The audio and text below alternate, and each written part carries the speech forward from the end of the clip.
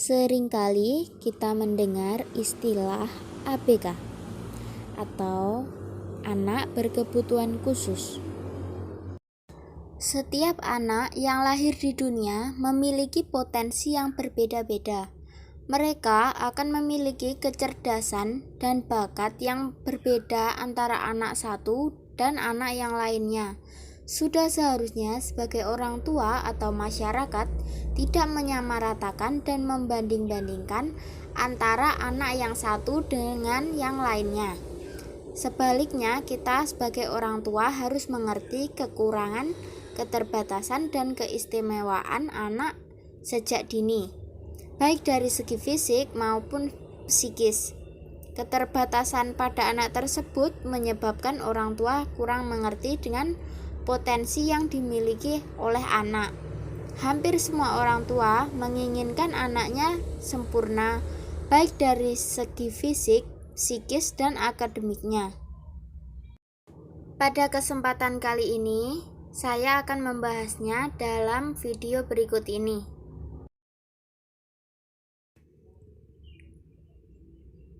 Definisi: anak berkebutuhan khusus adalah anak yang mengalami keterbatasan atau keluarbiasaan, baik fisik, mental, intelektual, sosial, maupun emosional, yang berpengaruh secara signifikan dalam proses pertumbuhan atau perkembangannya dibandingkan dengan anak-anak lain yang seusia dengannya.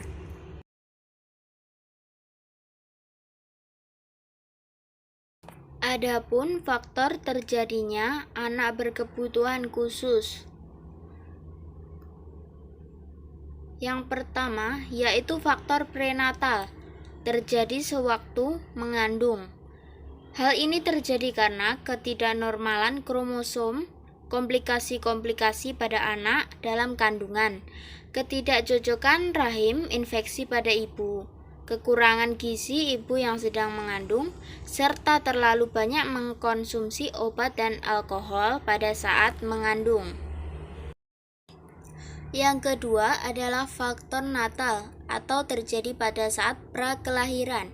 Terjadi pada saat kelahiran yang mengalami prematur karena kekurangan oksigen pada saat kelahiran dan luka pada otak saat kelahiran.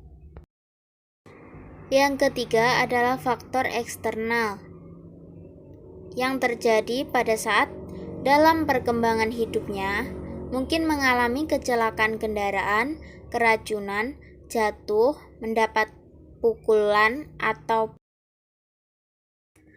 Yang keempat adalah nutrisi yang salah. Hal ini dikarenakan anak tidak dirawat dengan baik, keracunan makanan, atau penyakit tertentu yang sama, sehingga dapat berpengaruh terhadap otak yang dapat menyebabkan penyakit tertentu yaitu meningitis atau ensifalitis. Adapun jenis-jenis anak berkebutuhan khusus menurut kategorinya. Yang pertama adalah tunanetra. Yang kedua adalah tunarungu dan tunawicara. Ketiga tunalaras. Yang keempat tunagrahita.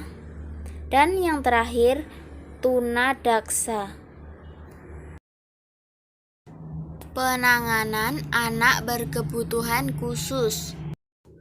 Pada sejatinya, anak berkebutuhan khusus memanglah perlu diberikan perhatian yang lebih, dikarenakan mereka mempunyai suatu keterbatasan. Berikut ini adalah contoh bentuk penanganan anak berkebutuhan khusus yang ada di Indonesia. Yang pertama adalah di bidang kesehatan. Contohnya dibukanya rumah sakit yang menangani anak berkebutuhan khusus. Kedua, dalam bidang pendidikan. Contoh utamanya adalah didirikannya sekolah luar biasa di berbagai kota di Indonesia.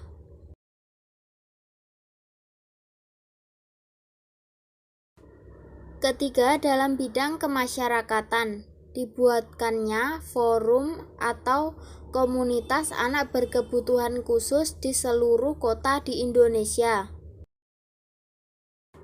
Adapun manfaat mengikuti komunitas bagi anak berkebutuhan khusus. Yang pertama adalah agar lebih mudah bergaul dengan teman-temannya. Yang kedua, supaya bisa saling memberikan dukungan. Yang ketiga, menjadi tempat belajar baru. Keempat, menuntut ketersediaan fasilitas bagi anak berkebutuhan khusus.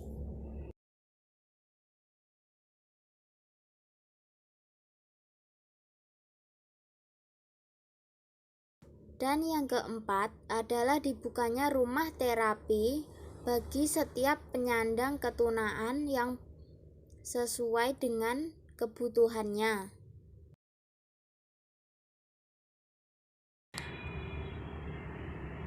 Terima kasih bagi yang sudah menonton sampai habis. Jangan lupa like, share, and comment video ini ya.